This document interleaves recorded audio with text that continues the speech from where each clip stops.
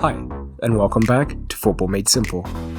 Arsenal looks set to confirm the signing of Nicolas Pepe from Lille for a fee likely to be in excess of £70 million. At 24, Pepe is at a good age, where he still has plenty of gas in the tank and time to develop, and at the same time he's about to come into his prime. But what exactly does he bring to Arsenal? Well, in this video we take a look at Pepe's tactical impact. But before we get into that, if you have a second, a like would go a long way, as well as subscribing if you're new around here. Video suggestions are always welcome in the comments as well as on social media. Now, let's get into it. To assess Pepe, we use both statistical and tactical factors, and a common question is where we get our stats. A good place to start is today's video sponsor, OneFootball, the best football app giving you breaking news, stats and more. So if you want to support the channel and get the best football app at the same time, download it through the link in the description. So, when considering Pepe's impact, we'll look at this from a few angles. Arsenal's problem with width and how this affected Emery's tactics, Pepe's statistical performance in Liga, how his stats rank against Arsenal wingers and in the Premier League, the tactical impact of his signing, and finally how they could line up now that they have him. So it's no secret that Emery's preferred formation is a 4-2-3-1 and soon after that a 4-3-3. And a key element in both these formations is the presence of genuine wingers. But due to several factors including weak centre-backs and more relevant to this signing, no genuine width, Emery often played a 3-5-2 or a 3-4-3. The former meant that all width was provided by the fullbacks, who aren't as big a threat as real wingers. The latter used inside forwards rather than wingers again. Both formations limited their wide options and encouraged them to attack down the centre, making them slightly more predictable. So, signing a real winger will give them the option of playing wide more often, and perhaps even switching to one of Emery's preferred formations. The wingers, combined with overlapping fullbacks, would allow wide overloads, and if the wingers cut in, central overloads as well. The players Arsenal used last year were all more comfortable central. In fact, they had 4 players to make 5 or more league starts in the wide area. Their stats in these positions were as follows, and as you can see they had limited impact from out wide. In steps Nicolas Pepe. Pepe was perhaps the most lethal winger in Ligue 1 last season. He had 34 starts for Lille, all exclusively as a right winger, and he accumulated the second most assists with 11, as well as finishing only behind Mbappe in the goal-scoring stakes. The fact he didn't significantly outperform his XG or XA is encouraging for Arsenal fans, as it implies this was no one-off season, and that he created and scored great chances. He did take 9 penalties though, scoring 8, so that should be factored in.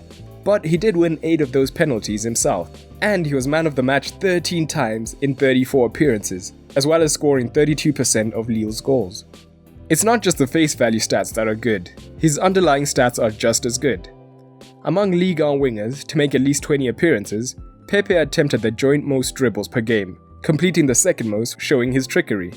When high up the pitch, he was incisive, as you'd expect with so many assists, and he had the second most key passes per game with 1.9. To top it all off, he attempted the second most shots per game out of the Liga wingers, a good sign meaning that he's a goal threat. Where would those numbers have placed him in the Prem though? Well, of course the Premier League is a stronger league than Liga, so his stats may drop, but it still gives us a good rough idea.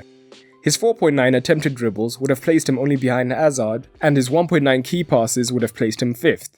Impressively, his shots would have him only behind Mo Salah, so he's a well-rounded winger. So, when compared to Arsenal's players who played wide, Pepe comes up well ahead. Perhaps not a fair comparison as he is a genuine winger, but it still shows the wide upgrade they can expect. How does he fit in tactically though? Well, earlier in his Lille career, Bielsa played him as a centre forward, hoping to use his pace to hit teams on the counter-attack. This was an experiment that did not work, as Pepe struggled, and since then he's been used almost exclusively as a right winger. Pepe is left-footed, so from the right-hand side he likes to cut in and attempt a shot or seek a penetrating pass. He displays great off-the-ball movement, knowing when to run in behind the defense and when to show short. He's an expert at beating the offside trap, as well as drawing defenders out of position. He often moves into the half space to allow the right-back to overlap, which takes away a defender, giving him more space. This partnership could thrive with Bellerin playing at right-back. But on the ball, Pepe can be described as direct and a risk taker. He has excellent close control and pace, so when receiving the ball his first thought is to progress the ball forward, whether by dribbling or a cutting pass. His close control led to him winning several penalties, and he also showed goal-scoring instinct by getting into the box often and into generally dangerous positions. So is Pepe perfect? No, like any player, he has weaknesses. The first is he displays Arjen Robben levels of one-footedness, so working on his right foot would help to reduce predictability. In addition, his direct style of play means he occasionally can be too selfish or take too many risks, resulting in losses of possession. This is shown by him being the second most dispossessed winger in Liga, with 3 times per game. So he has to be kept high up the pitch, as you don't want him losing the ball in dangerous positions. Speaking of defensive positioning, his defensive contribution is lacking, meaning that he doesn't drop into shape, leaving space for the opposition to attack because he doesn't track back. Emre likes to press, so he needs a player who is also able to contribute defensively. Lastly, his shot selection can be questionable, with almost half his shots coming from outside the box, so this shot selection would have to be improved. So, where does he fit in?